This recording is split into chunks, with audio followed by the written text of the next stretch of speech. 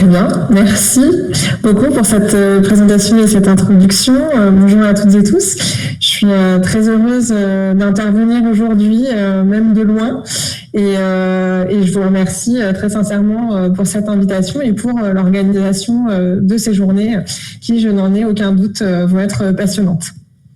Alors, ma communication s'intitule « Les personnages sont-ils tous égaux ? Caractérisation et marquage social des personnages par les scénaristes de séries télévisées ».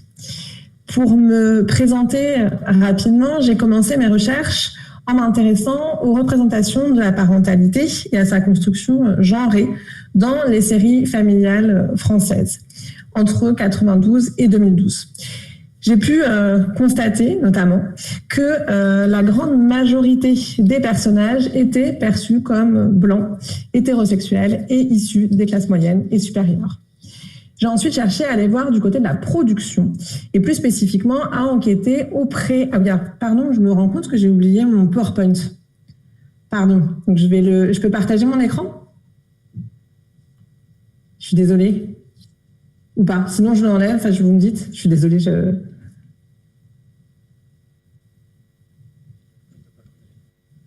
Pas besoin de partager l'écran, c'est bon, on l'a. On a affiché votre PowerPoint. Vous avez mon PowerPoint ? Oui, ok, d'accord, je vais me le mettre pour moi alors. Ok, merci. Ça marche, très bien, pardon. Donc, cette enquête, je l'amène avec une collègue, Anne-Sophie Béliard, qui est maîtresse de conférence en sociologie à l'université de Grenoble-Alpes. Et c'est avec elle que j'avais présenté notamment une première ébauche de ses résultats précédemment. Elle est donc fortement associée à ce travail, même à distance. Cette enquête prend plusieurs formes et emprunte le temps passant des méthodologies et des terrains multiples. J'ai commencé par une observation participante d'un collectif de scénaristes dans lequel je suis venue présenter à la sortie de ma thèse les résultats de mes recherches. J'ai également fait des entretiens avec des scénaristes. Alors en tout, on a 29 entretiens semi-directifs, donc avec une majorité de femmes, 20 femmes et 9 hommes. C'est notamment, en partie dû au fait qu'on s'intéresse surtout aux scénaristes qui écrivent pour des séries télévisées et non pas à ceux qui écrivent notamment pour le cinéma. Ces scénaristes sont issus de collectifs différents. Ils ont entre 24 et 53 ans. Donc, il y a un panel assez large de scénaristes, à la fois des plus débutants, de scénaristes qui sortent de leur école, ou de scénaristes qui sont davantage installés dans leur carrière et médiatisés. S'y ajoutent des observations lors de festivals de séries télévisées. Alors, je pense au Festival de la fiction à La Rochelle, à Valence ou encore à Sérimania. Et puis, de plus en plus ces derniers mois, lors d'événements de la profession, des professionnels, dans lesquels la diversité, l'inclusion, l'égalité sont au cœur des réflexions. Alors, je pense aux travaux de l'AFA, notamment le tunnel de la femme de 50 ans, où j'ai eu des échanges avec la commission diversité de cette même association, et puis la participation à des webinaires organisés notamment par des assistants réalisateurs et des assistantes réalisatrices. Les pistes que je développerai aujourd'hui devant vous s'appuient donc, plutôt essentiellement sur les entretiens réalisés auprès des scénaristes. En termes théoriques, je partirai des travaux de Stuart Hall. Donc, il y a une slide sur ça qui rappelle que les médias ont une fonction de construction sélective du savoir social via des représentations collectives dont la pluralité est apparente. Ce savoir est agencé de manière à produire du sens via des chaînes de signification privilégiées. Ces représentations sont ensuite consolidées, naturalisées et présentées comme allant de soi. En ce qui concerne, donc ça c'est tout ce qui est ce que Hall appelle le labeur idéologique des médias.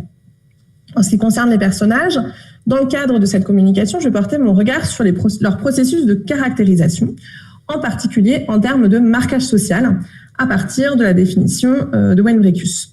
Celui-ci dit qu'il utilise le concept de marquage social pour se référer aux manières dont les acteurs sociaux perçoivent activement une des faces d'un contraste, tout en ignorant l'autre face, conçue comme épistémologiquement non problématique.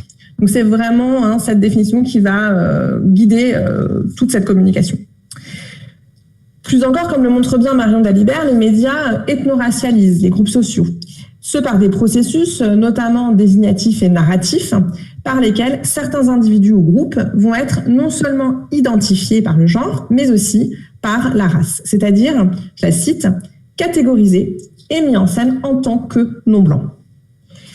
La dialectique marquée-non marquée va ainsi permettre de mettre en évidence les signes choisis à toutes les étapes de la production, écriture, tournage, montage, pour marquer certains personnages. Ici, je chercherai à montrer que les personnages sont d'emblée marqués par la race. Cette enquête auprès des scénaristes donne ainsi en partie accès aux mécanismes d'agencement du savoir social, pris dans des logiques professionnelles de productivité, de rationalisation. Le monde de l'audiovisuel, c'est une industrie, d'objectifs marchands, etc., qui se joue dans la création des personnages de séries télévisées.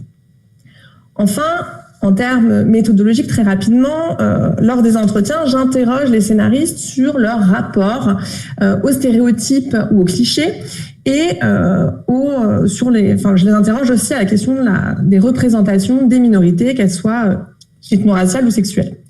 Je prends aussi souvent appui sur les mobilisations dans le métier, le tunnel de la femme de 50 ans ou l'ouvrage « Noir n'est pas mon métier ». Je fais également en sorte de pouvoir poser aux auteurs rencontrés des questions concrètes en partant d'exemples issus des séries sur lesquelles ils et elles travaillent, ce qui implique un travail en amont des entretiens de visionnage des séries sur lesquelles ils et elles travaillent, et donc aussi une certaine connaissance de la production française.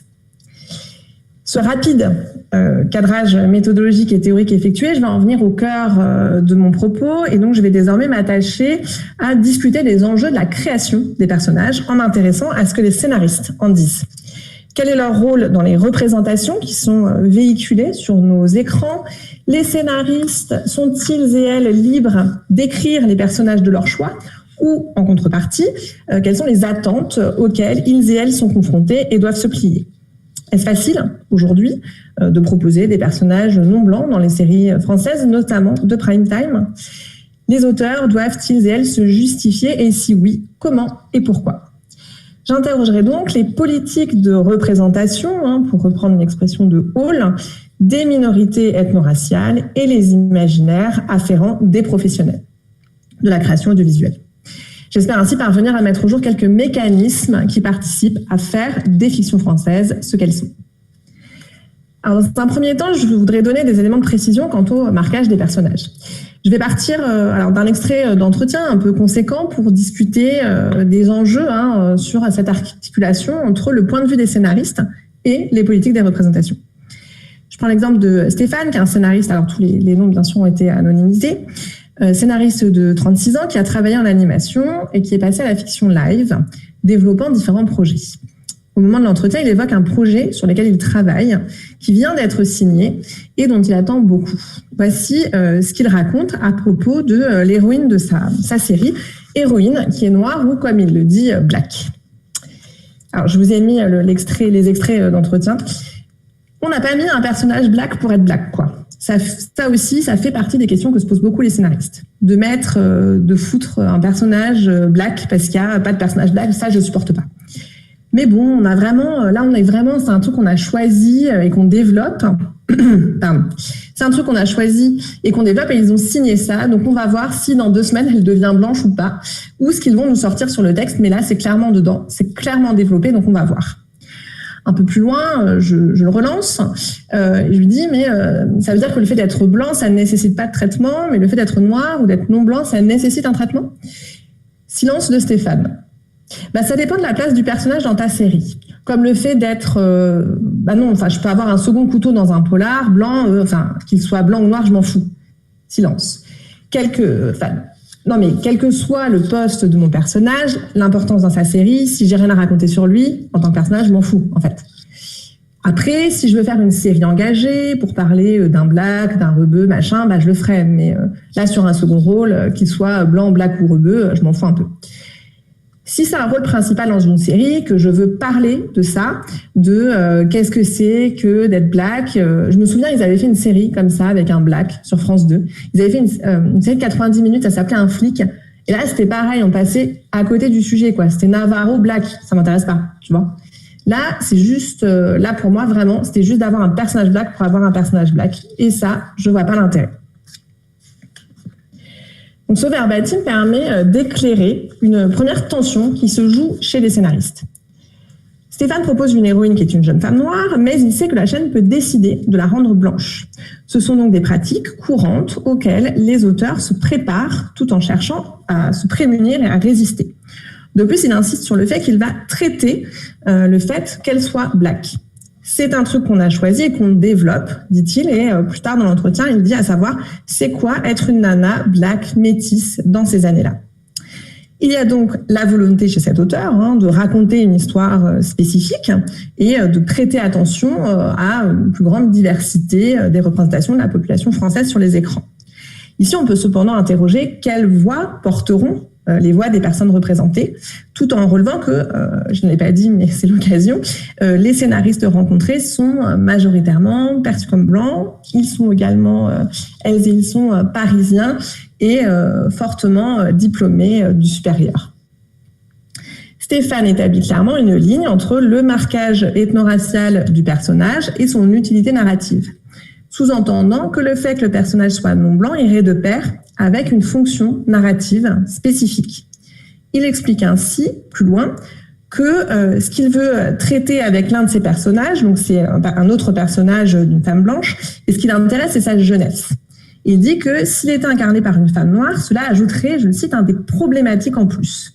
Il me dit, en fait, il faudrait que tu lises le projet et tu comprendrais que poser des problématiques en plus, par exemple sur le fait qu'elle soit black ou machin, et qu'elle revienne dans sa ville natale, je pense que ça, tout serait noyé en fait. J'aurais pas une ligne claire sur ce que je veux raconter de base.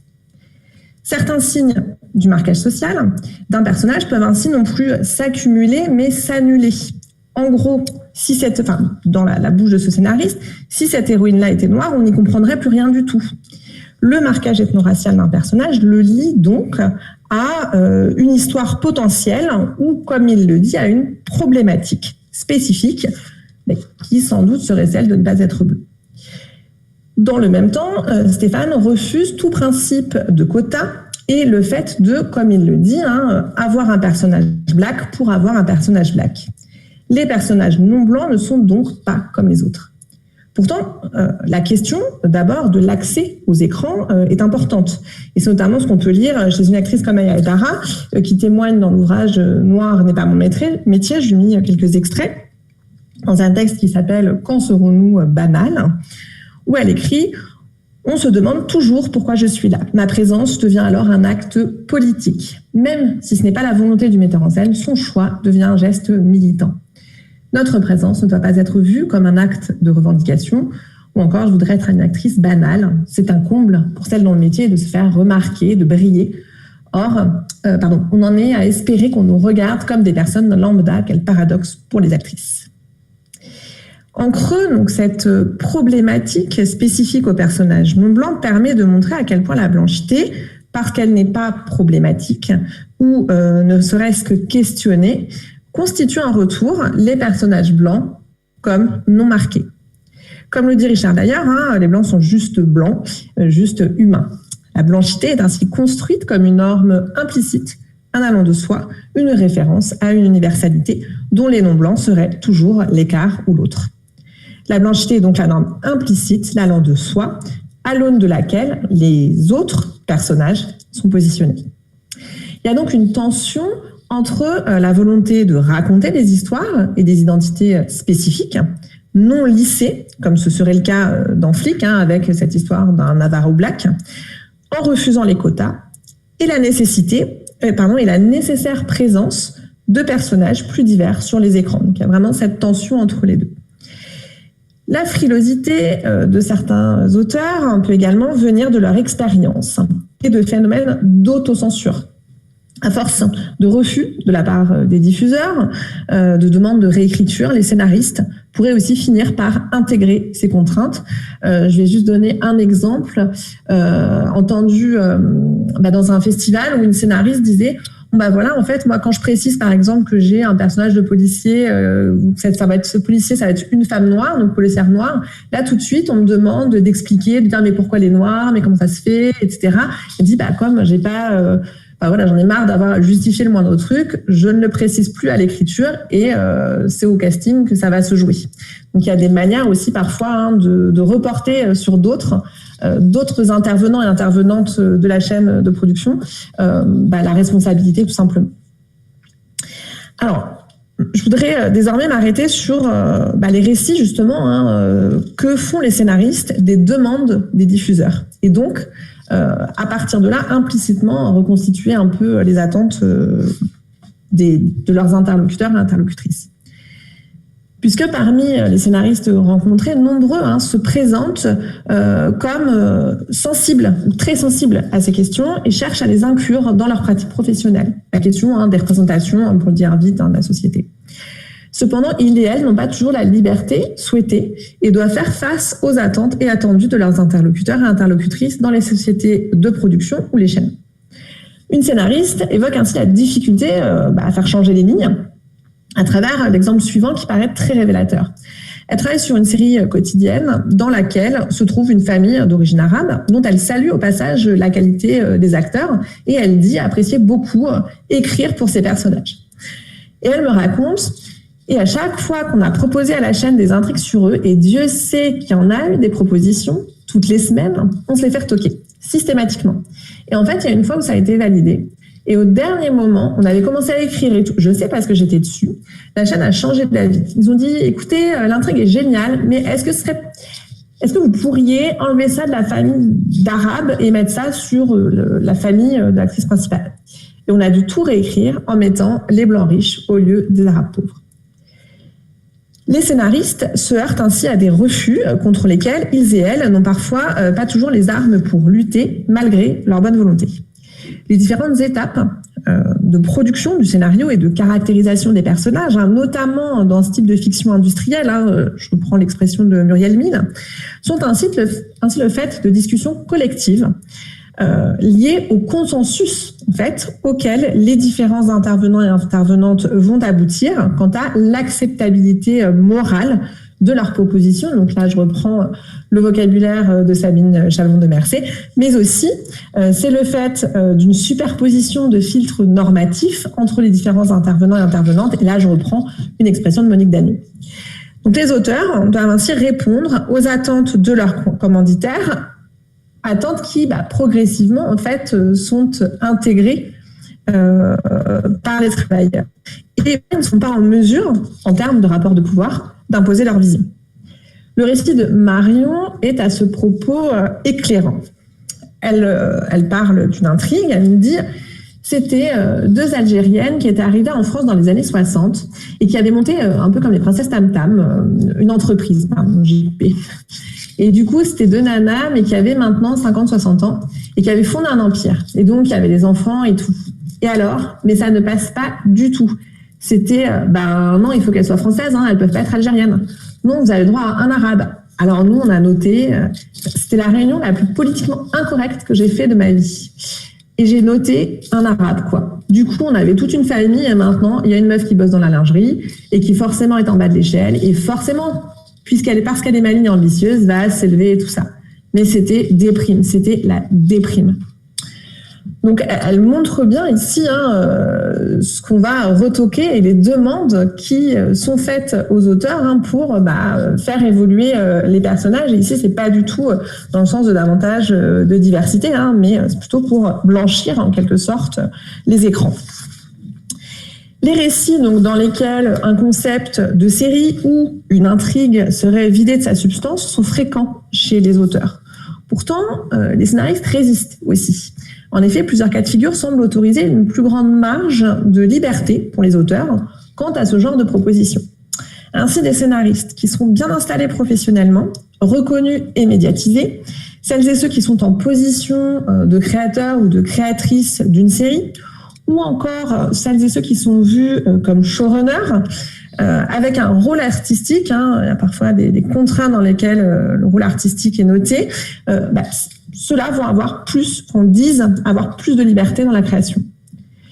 Les auteurs établissent aussi des distinctions entre commanditaires sur cette question de la liberté de création. Ainsi, il y aurait plus de Arte, Canal+, ou désormais les plateformes telles que Netflix semblent réputées pour offrir plus de liberté aux créateurs et créatrices que France Télévisions, par exemple. Les entretiens laissent également entendre que le genre fictionnel et le format pourraient amener des optiques différentes. Ainsi, selon Charlotte, qui a travaillé sur une série pour adolescents, elle nous explique que les règles relatives à la diversité des personnages seraient différentes en fonction des publics. Elle nous dit, sauf si pour le coup tu t'adresses à un public jeune, alors pour le coup il en faut de la diversité.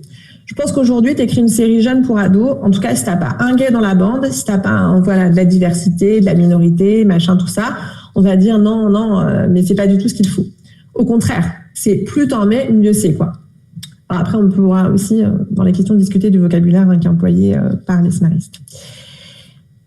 Au-delà du public, il semblerait aussi pour Olympe que le fait de travailler sur des séries peu coûteuses, comme des émissions de scripted reality, qui peuplent les écrans plutôt en matinée, permet de développer des stratégies pour proposer des personnages de minorité, comme elle le dit. Elle dit, moi, j'ai bossé pour la Scripted, qui est vraiment le programme fauché. Et là, moi, j'ai mis plein de personnages de minorité, et systématiquement, pas systématiquement, mais quasiment tout le temps, les 3/4 du temps, ils respectaient ce que tu écrivais. Parce que comme ça allait vite et qu'il n'y avait pas d'argent et tout, tu avais plus de liberté. Et pourtant, c'était TF1, tu vois, mais tu avais plus de liberté que dans des programmes plus, de prestige. Donc, ces séries fauchées laisseraient donc finalement plus de latitude aux auteurs pour faire des propositions en faveur de plus de diversité sur les écrans, sous réserve bien sûr que celles et ceux qui y travaillent soient conscients et conscientes de l'importance de cette démarche. On voit ainsi que la présence des minorités ethno-raciales répond à des enjeux variés qui rendent d'autant plus complexe la saisie des mécanismes de résistance effectifs à leur déploiement. Enjeux économiques liés aux imaginaires des publics du prime time, ceux auxquels ça ne parlerait pas. Industrialisation de l'écriture étant limitée pour les lissages. Rapport de pouvoir entre scénaristes, sociétés de production et chaînes. Je voudrais ajouter à ces éléments une tentative de repérage des modalités de différenciation des personnages issus des minorités ethno-raciales et des processus qui vont venir les marquer comme socialement problématiques, pour reprendre donc l'expression de Dreyfus et celle de Stéphane citée précédemment. Donc je vais essayer je vais partir d'un entretien et après je vais essayer de synthétiser un peu entre ce que j'ai dit là et l'entretien, ce qu'on peut voir à partir de tout ça, et je vais m'appuyer donc sur les propos d'Antoine qui pendant l'entretien à un moment donne l'exemple, c'est lui qu'il trouve d'un personnage qui serait noir, PD, handicapé. Je le relance, parce que j'avoue être un peu étonnée par la possibilité d'existence d'un tel personnage sur nos écrans.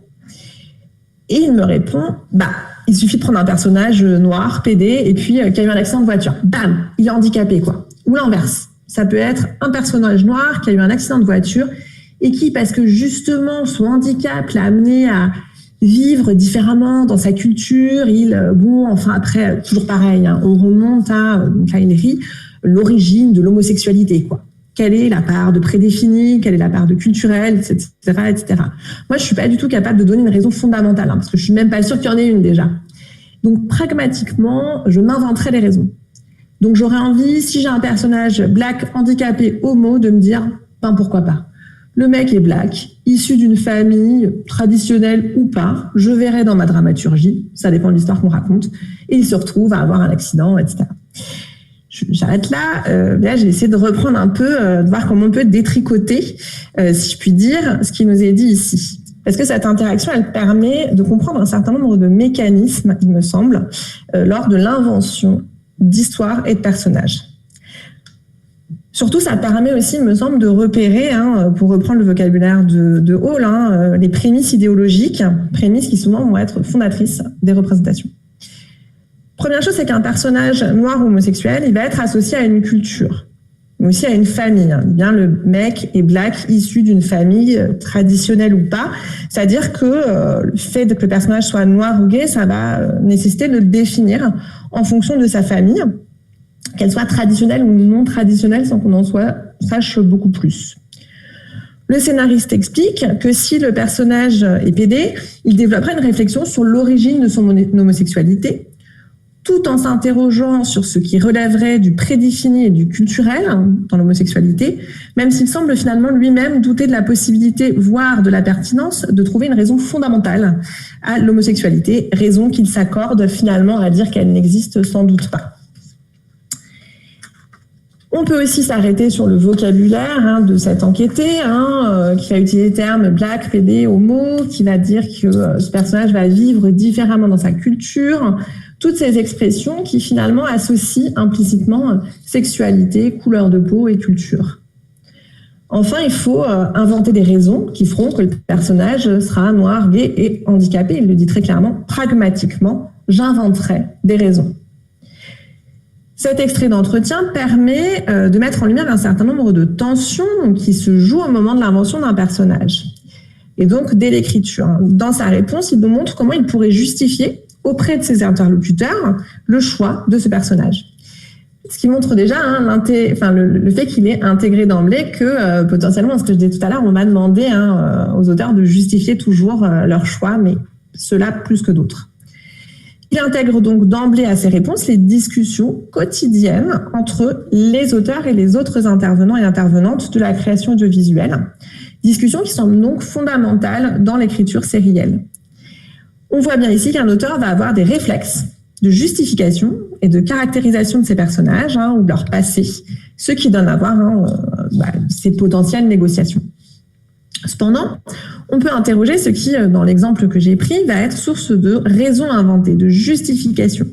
Le fait d'être handicapé, le fait d'être gay ou le fait d'être noir va nécessiter un travail d'explicitation, d'explication, de justification de la part du scénariste. Alors que l'hétérosexualité, par exemple, n'a pas à être l'objet de justification, tout comme la blanchité. Un personnage va donc devoir être défendu, expliqué, et ses caractérisations justifiées au producteur, à la productrice et ou au diffuseur. Ainsi, les personnages principaux doivent être créés en fonction de la dramaturgie, l'histoire que l'on veut raconter, mais en gardant en tête qu'il faut pouvoir les justifier auprès des financeurs et aussi que certaines caractérisations seraient liées à des histoires spécifiques. Les auteurs se préparent donc toujours à argumenter, négocier pour faire passer leurs propositions, mais ils sont aussi pris dans des rapports de force qui ne leur sont pas systématiquement favorables, en fonction de leur place dans la hiérarchie de la série, de leur position en tant que créateur ou créatrice ou non, de leur positionnement dans la carrière, mais sans doute également en fonction de rapports sociaux, de genre ou d'âge, pour ceux que j'ai pu observer jusqu'à présent. Certaines caractéristiques ne peuvent pas être d'emblée données comme naturelles ou évidentes, mais elles devront être justifiées, argumentées, à savoir la non-blanchité ou la non-hétérosexualité. Les personnages sont donc ou non marqués en fonction du genre, mais aussi ils sont toujours marqués par la race. Ce marquage entraînera souvent un traitement spécifique qui relève des imaginaires, des commanditaires, mais aussi potentiellement de ceux des auteurs. En balayant les exemples que les scénaristes nous ont racontés de personnages qu'on leur avait retoqués, on voit bien la difficulté dès les projets de l'écriture de dépasser les résistances à une meilleure représentation des minorités ethno-raciales dans les fictions télévisuelles. Voici quelques types de personnages qui sont refusés. Donc, les femmes d'origine algérienne devenues des entrepreneuses à succès en France, que j'évoquais tout à l'heure. Un couple de lesbiennes dont on refuse que l'une des deux soit noire. Une femme commissaire d'origine arabe dont on devrait raconter qu'elle vient de banlieue et qu'elle a lutté pour en arriver là où elle est forcément. Enfin, les auteurs associent souvent la présence de personnages non blancs à un engagement, voire à du militantisme. C'est ce que disait Stéphane, il s'est dit si je veux faire une série engagée qui parle de tel sujet, donc les minorités ethno-raciales sont forcément liées à une forme d'engagement, de militantisme, sachant que le terme militantisme est aussi alors pas largement, mais quand même relativement rejeté dans la profession, avec cette idée que certains scénaristes disent très clairement, moi je suis là pour divertir, je suis pas là pour faire du politique. Et si, c'est Antoine que je citais tout à l'heure, qui peut me dire, si dans ma série il y a que des hommes blancs, hétéros, riches, mais que c'est bon pour la dramaturgie, ça me pose pas de problème. Alors, en conclusion, j'espère être dans les temps. Cette enquête permet ainsi de commencer à déconstruire un certain nombre de normes professionnelles et de comprendre que si toutes les caractérisations choisies pour un personnage ne seront pas forcément l'objet d'un bras de fer, certaines le seront néanmoins plus systématiquement. Parmi celles-ci, l'appartenance à une minorité ethno-raciale apparaît comme un critère de discussion essentiel, la non-blanchité devant être impérativement justifiée. Le marquage ethno-racial des personnages relève donc de négociations ardues entre les différents intervenants et intervenantes de la création audiovisuelle. Si on a ici suivi les pas de celles et ceux qui cherchent, avec plus ou moins de succès et de manière plus ou moins efficace, à montrer une société plus diverse, n'oublions pas surtout que toutes et tous n'y sont pas sensibles, loin s'en faut. Je vous remercie pour votre attention et je reste à votre disposition si vous avez des questions. Merci beaucoup Sarah Lécossais pour cette présentation dense, riche et très intéressante qui nous permet de rentrer dans le vif du sujet assez directement. Je vais modérer la session de questions-réponses, c'est-à-dire donc on fait remonter des questions qui sont posées. Je le rappelle pour ceux et celles qui seraient arrivés un peu plus tard, vous pouvez accéder à l'espace de chat en flashant le QR code qui est normalement sur votre écran, ou aussi via le lien que vous avez reçu par mail, comme l'avait dit Jérôme David en introduisant ces journées. Donc je vais peut-être commencer par une première question, si ça vous va, que je relais.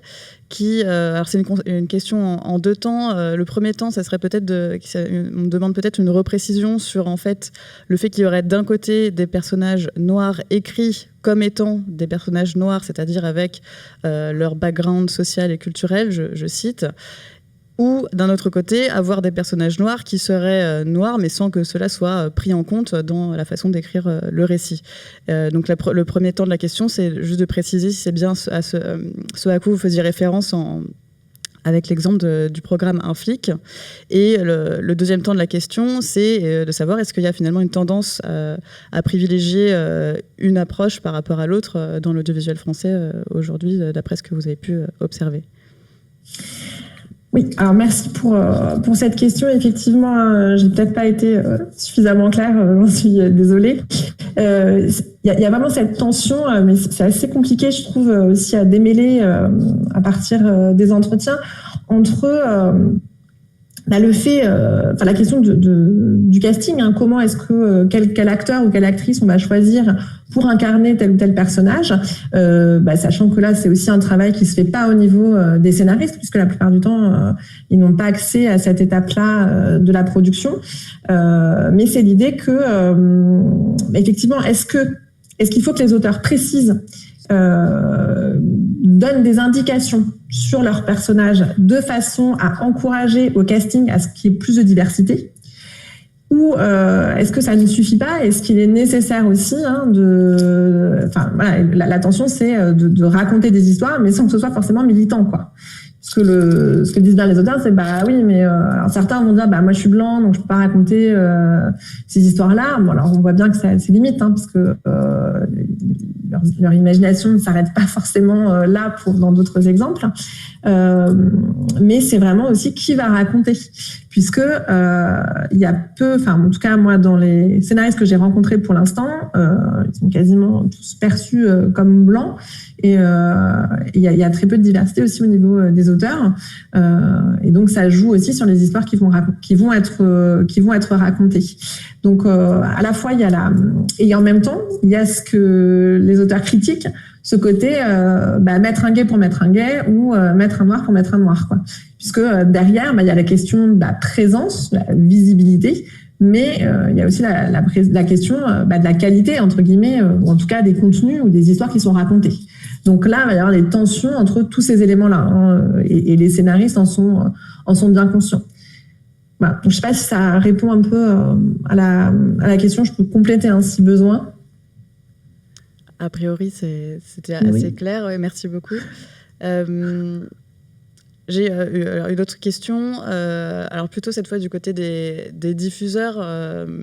Est-ce que vous avez pu entendre, constater que les chaînes publiques et les chaînes privées tiendraient finalement des discours assez différents aux équipes créatives par rapport à cette question des représentations des minorités ethno-raciales?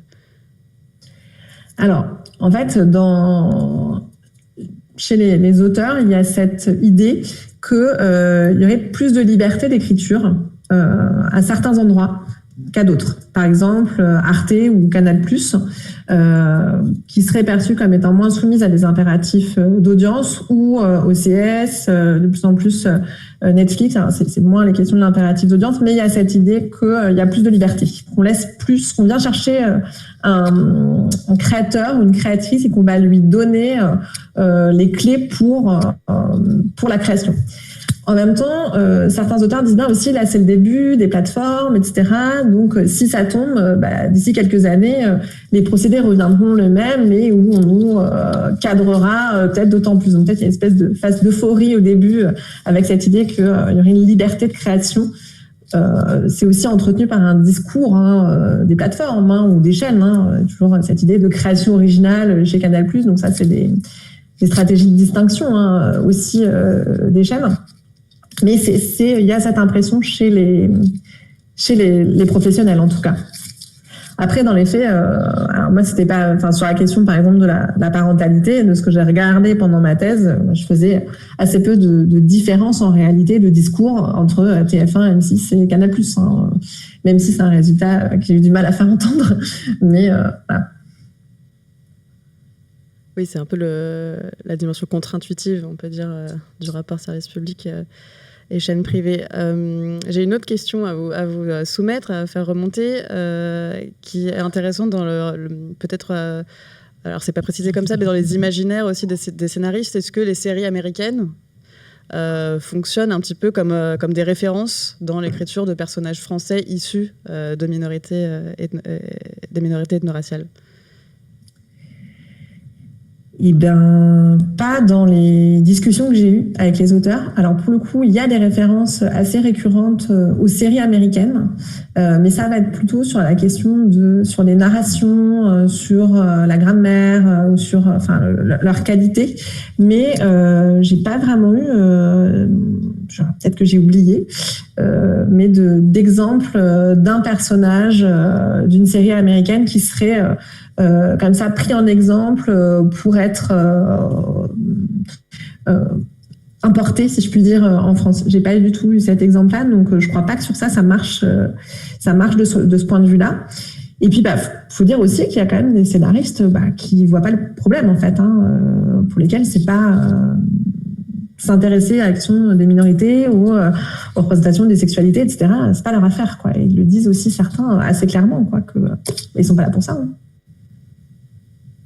Oui, c'est intéressant. Du coup, une question alors, qui va peut-être vers la conclusion de cette session de questions-réponses, il faudra voir, mais en tout cas plus générale, et, enfin, sûrement une question qui paraît simple, mais il y a sûrement une réponse plus complexe à apporter, mais est-ce que les stéréotypes sont finalement un passage obligé pour assurer une représentation des minorités à l'écran?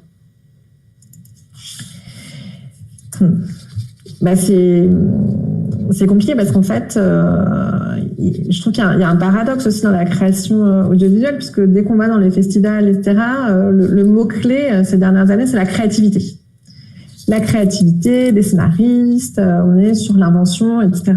Mais j'ai pas l'impression que la créativité se déploie beaucoup autour de la question de ces minorités ethno-raciales, notamment dans les séries. Donc, les stéréotypes, en fait, ils vont être un passage obligé dans le sens où, évidemment, les auteurs vont avoir, c'est bien ce que dit Stuart Hall, mais il y a un imaginaire du monde qu'ils vont retranscrire en partie dans leur série, et puis on va avoir une espèce de truc un peu cyclique où après ça circule sur les représentations, enfin sur les écrans.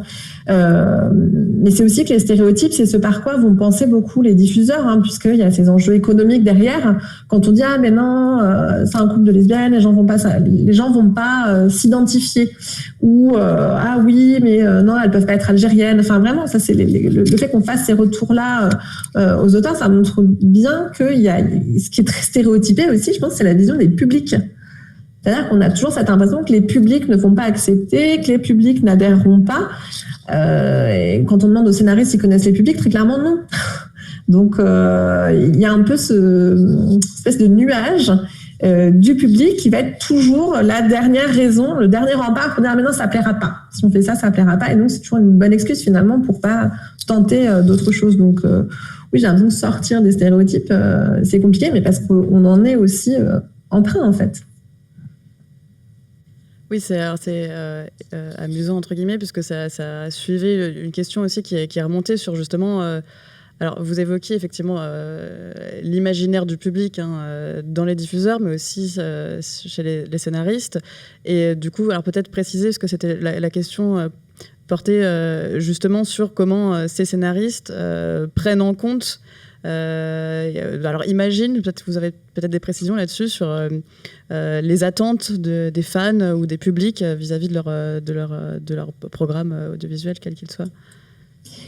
En fait, c'est une question qu'on pose aux scénaristes. On leur demande toujours est-ce que tu penses au public quand tu écris? Et la réponse est toujours ambivalente, c'est non, oui ou oui, non. Enfin, c'est jamais un oui ou un non franc. C'est-à-dire que souvent les auteurs vont y penser en termes de faut pas perdre le public. Par exemple, il faut que les enjeux soient clairs, que le téléspectateur ou la téléspectatrice puisse suivre l'histoire. Donc, le public, on y pense au moment du cliffhanger ou de réexpliquer quelque chose. Vraiment, un peu d'accompagnement, qui est aussi spécifique à la télévision et à la fiction télévisée. Mais en même temps, sur qui regarde, les scénaristes disent moi, je suis mon premier public, donc j'écris des séries que j'ai envie de regarder. Oui, sauf que les scénaristes que je rencontre, je le disais tout à l'heure, ils sont parisiens, ils sont fortement diplômés du supérieur, donc c'est pas des publics lambda en fait.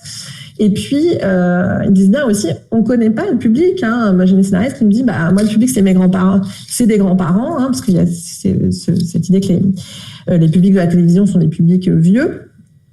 Moi, mes grands-parents sont morts, donc je sais pas ce que veulent voir les gens et je sais pas ce qu'ils regardent. Donc il y a une méconnaissance des publics chez les auteurs et en même temps, le public est tout le temps présent pendant toutes les phases de l'écriture. Donc ça, c'est vraiment un des paradoxes de ce métier et sans doute aussi de la télévision, du point de vue des publics des fictions. Oui, effectivement. Le paradoxe de l'omniprésence et de la méconnaissance du public, c'est assez bien résumé. J'aurais peut-être une question à titre, qui viendrait de moi cette fois, pour le coup, qui m'est venue en vous écoutant. C'est, vous l'avez évoqué, les scénaristes que vous avez pu observer ou rencontrer sont plutôt des hommes blancs. Est-ce qu'il y a un autodiscours qui est tenu là-dessus sur une espèce d'auto-analyse de la place professionnelle qui est la leur, du coup, de ces enquêtés? Je pense par rapport aux implications, à la façon dont ils vont réfléchir ou pas aux questions justement de représentation des minorités. Est-ce que peut-être aussi en tant qu'enquêtrice, vous avez pu susciter ce genre de réflexivité en fait chez les professionnels rencontrés? Alors oui et non, parce qu'en fait dans les entretiens, quand j'aborde ces questions-là, il y a des scénaristes avec lesquels tout de suite ça va venir, ou c'est plutôt avec pour le coup des autrices avec lesquelles je retrouve aussi par exemple un engagement féministe ou des choses comme ça dans la discussion, donc là qui vont tout de suite voir en fait où on veut les emmener en fait dans la discussion. Et puis oui, pour d'autres typiquement là le Antoine que je citais, il y a beaucoup moins de réflexivité, il y a moins de réflexivité, et puis c'est surtout qu'il y a des scénaristes qui réfléchissent surtout en termes de dramaturgie. Donc, ils vont dire, moi, je suis là pour, si ma dramaturgie est bonne, si l'histoire est bonne, peu importe. Mais donc, ils vont pas forcément non plus interroger leur position sociale, quoi. Non. Après, c'est peut-être aussi le déroulement des entretiens qui amène pas forcément à ces retours-là. Ok, merci beaucoup. Peut-être une dernière question, puisque je vois qu'on a encore 5 minutes de rap qui émane du chat. Pensez-vous étudier, donc j'imagine à la suite de votre enquête, les discours des commanditaires? Donc là aussi, j'imagine qu'on parle des diffuseurs. Oui, d'ailleurs, j'avais ajouté dans mon PowerPoint, mais j'ai oublié de le dire dans ma conclusion. Oui, là, j'ai ce volet avec les scénaristes. Enfin, moi, j'avais vraiment d'abord travaillé sur les contenus, les représentations, maintenant les scénaristes. L'objectif, c'est aussi d'aller d'ici 1 an, j'ai un projet de recherche qui vise à aller interroger le côté des castings, donc des directeurs et des directrices de casting et des comédiens et des comédiennes, pour voir aussi leur parcours et ce à quoi ils et elles sont confrontés. Donc ça, c'est vraiment un truc que j'aimerais faire. Et puis c'est aussi pour ça que j'ai lancé ces discussions, notamment avec la commission diversité, la AFA. Donc on commence un peu à parler de tout ça. Et oui, à terme, les diffuseurs, effectivement, je pense qu'il y a beaucoup à faire, quoi. Mais c'est vrai que j'aimerais bien d'abord continuer sur les scénaristes, aller voir un peu la production, aller vers les castings, et puis ensuite peut-être aller du côté des diffuseurs. Mais c'est clairement quelque chose qu'il y a à faire, parce que je pense qu'il y a plein de choses qui se jouent là, mais je ne sais pas comment réussir à... Enfin là, je me pose vraiment des questions méthodo, comment obtenir des réponses. Parce que je pense que ce que racontent les scénaristes, je suis pas sûre que les diffuseurs le raconteraient de manière aussi tranchée et si franche. Donc j'attends de voir. Ouais, donc remonter au long cours la chaîne de production audiovisuelle. Voilà. Très bien, on va s'arrêter là pour cette première conférence. Merci beaucoup Sarah Lecossier d'avoir accepté de participer et puis d'ouvrir ces journées.